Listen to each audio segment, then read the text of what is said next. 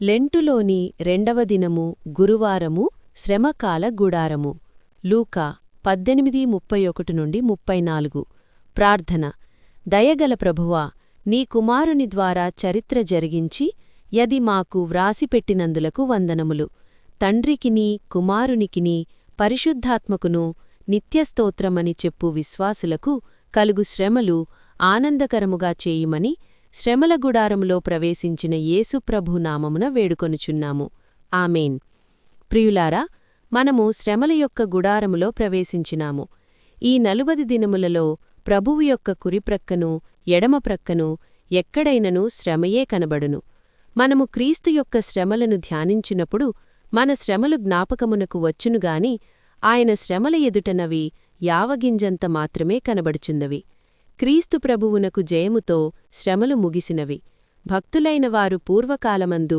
ప్రభువు యొక్క చరిత్ర పరీక్షించినారు అందు క్రిస్మస్ చరిత్ర ఆయన బోధ ఆయన అద్భుతములు ఆయన శ్రమలు ఉన్నవని గ్రహించినారు అందు క్రీస్తు యొక్క పునరుత్థానమున్నదనియూ రాకడున్నదనియూ గ్రహించినారు గాని క్రిస్మస్ కంటే బోధ కంటే అద్భుతముల కంటే ఆరోహణము కంటే క్రీస్తు యొక్క శ్రమలే మహాముఖ్యమైనవని పెద్దలు ఈ 40 దినములు ధ్యానముగా నేర్పరిచినారు ఈ 40 దినములు శ్రమలను గూర్చి ధ్యానించవలను క్రిస్మస్ పండుగను ధ్యానించుటకు ఒక్కరోజు మాత్రమే ఈస్టర్ పండుగను ధ్యానించుటకు ఒక్కరోజు మాత్రమే అలాగుననే ఆరోహణ పండుగను ధ్యానించుటకు కూడా ఒక్కరోజు మాత్రమే గాని క్రీస్తు శ్రమలను గూర్చి ధ్యానించుటకు ఎక్కువ సమయము కావలియనని పెద్దలనుకొని 40 దినములు ఏర్పరచుకున్నారు మార్చి నెలంతయూ ఇంకా ఏప్రిల్ నెలలో కూడా ధ్యానింతురు ఇన్ని దినములెందుకని కొందరనుకొనవచ్చును అయితే ఇవి మనము ధ్యానింపదగినవే రేపు బుధవారము కదా ఈ 40 దినములు ధ్యానించుటకు బైబిలులోననేకమైన వాక్యములు గలవు అవన్నీయూ ఇక్కడ ఉపయోగింపక వాటి అన్వయ వాక్యములు మన ధ్యానము కొరకు చెప్పెదను మీరు చదువుకొంటే 1 పేతురు 1:19-21 వరకని చెప్పుదును అప్పుడు మీరు అధ్యాయమంతయూ చదువుకొనెదరు నిజమైన విశ్వాసి ఈ బుధవారమున క్రీస్తు యొక్క సన్నిధానమునకు వెళ్ళి మహావినయముతో ప్రభువా నేను బూడిదనయ్యున్నాను ధూళినయ్యున్నానని చెప్పగలను అందరునూ చెప్పలేరు గుడిలోనూ మీటింగులలోనూ ఇండ్లలో మాత్రము కాదు హృదయములో అబ్రహాము వలె చెప్పగలవారుగా ఉండవలెను అబ్రహాము విశ్వాసులకు జనకుడు ఆయనే ధూళినంటే మనమే మనగలము నేను ధూళికంటే ధూళిని బూడిదకంటే బూడిదనని చెప్పవలెను అలాగు ఎవరన్నిలో వారే శ్రమకాలపు గుడారములోనికి చేరగలరు యోబు కూడా అలాగు చెప్పెను విశ్వాసి నేను పాపిని నేను అయోగ్యుడను నేనశక్తుడనయున్నాను అని చెప్పవలెను మీరు ఇంటికి వెళ్ళి ఈ 3 ఒప్పుకునవలెను అప్పుడు శ్రమకాల ధ్యానములో ప్రవేశింతురు మీరు ఇంటివద్ద గుడిలో కంటే ఎక్కువగా ధ్యానించగలరు చదవగలరు 1 నేను పాపినయ్యున్నాను నేను అక్రమకారుడనని మన అపరాధములు మంచి శుక్రవారము వరకు ఈ విధముగా నొప్పుకొనవలను శ్రమకాల చరిత్ర రెండు వైపులా కనబడుచుండగా తండ్రి నేను పాపినయ్యున్నాను అయినప్పటికిని నా కొరకు నీవు పాపికంటే ఎక్కువ శిక్షననుభవించినావు అని అనండి 2 అయోగ్యుడను ఒకవేళ పూర్తిగా క్షమింపబడినవారు పూర్తిగా పాపములు విడిచిపెట్టినవారునూ ఉండవచ్చును అయితే అయోగ్యుడను అంటే నేను పాపిని కాదు నీ శ్రమల ద్వారా పొందవలసిన భాగ్యమునకు నేను తగను అని అర్థము నీవు నాకు నీ శ్రమల ద్వారా అందించే దీవెన నేను అందుకొనలేనని అర్థము ఆహా నా అయోగ్యత ఎంత చెడ్డది ప్రభువా అయినప్పటికిని నీ శ్రమల ధ్యానము ద్వారా నన్ను యోగ్యునిగా చేయుము 3 అశక్తుడను అనగా శ్రమచరిత్ర వల్ల నీవు ఎన్ని దీవెనలిచ్చెదవో వాటినన్నింటినీ అందుకొనే శక్తి నాకు లేదు నీవైతే ఎన్నైననూ ఇచ్చెదవు నీవు పడిన శ్రమలు చూడగా 1 కాదు ననేకమైనవి అనుభవించితివి గనుక అనేకమైన దీవెనలియ్యగలవు 5,000 మందికి ఆహారమియ్యగా 12 గంపల రొట్టెముక్కలు మిగులునని తలిసినను మిగిలిపోయేట్లు అద్భుత కార్యక్రమము చేసినావు కదా అట్లే నీ శ్రమలన్నింటి ద్వారా వచ్చు దీవెనలన్నీ మేము అందుకొనలేమని తెలిసినప్పటికినీ నీవు శ్రమలనుభవించినావు గనుక నీకు వందనములు ఇప్పుడు నేను శ్రమ చరిత్ర వినిపించెదను ఇంతవరకు మన చరిత్ర వివరించినాను అనగా పాపి యొక్క చరిత్ర అయోగ్య చరిత్ర అశక్త చరిత్ర పాపి తన చరిత్ర తెలిసికొని దేవునికి వందనములు చెల్లించిన ఎడల అది ఎంత మంచిది ప్రభువా నేను అయోగ్యుడను అశక్తుడను నామీద నీకింత ప్రేమ అని అనిన ఎడల అది ఎంత మేలు. అట్టి చరిత్ర ధ్యానించుటకు ప్రభువు ఆత్మ మీకు తోడయుండునుగాక. శ్రమచరిత్ర మొదటి భాగము. ప్రవచనముల చరిత్ర భాగము. శ్రమచరిత్ర రెండవ భాగము. 4 సువార్తలలో గల చరిత్ర భాగము. శ్రమచరిత్ర మూడవ భాగము. పత్రికలలోని జ్ఞాపకము తెచ్చుకునే భాగము. శ్రమచరిత్ర 4వ భాగము. ప్రకటనలోని రాబోయే రాకడకాల భాగము. పై 4 భాగములెక్కడెక్కడున్నవో మీరు వ్రాసికొని ఈ 40 దినములు ధ్యానించండి. ప్రతిరోజూ భస్మ బుధవారము, మంచి శుక్రవారము, పరిశుద్ధవారమని అనుకుంటూ ధ్యానించువారే పరిశుద్ధులు. ఎందుకంటే పాపములను, అయోగ్యతను, అసక్తిని శుభ్రము చేసుకొనియున్నారు గనక వారే ధ్యానపరులు. వారే దుఃఖించుచున్న రక్షకుణ్ణి నవ్వించే ప్రియబిడ్డలు. 1. ప్రవచన భాగము. దీనిలో ఆదికాండము 3:15 యున్నది. ఇందులో యేసుప్రభువు లోకమునకు వచ్చి సాతాను వలన శ్రమపడునని యున్నది. 2. అబ్రహాము దేవునితో అనిన మాట, నేను ధూళిని, బూడిదెను. ఆదికాండము 18:27. కొందరు మారుమనస్సు పొందిన ఎడల రక్షింపవా అని అబ్రహాము అడిగెను. 3.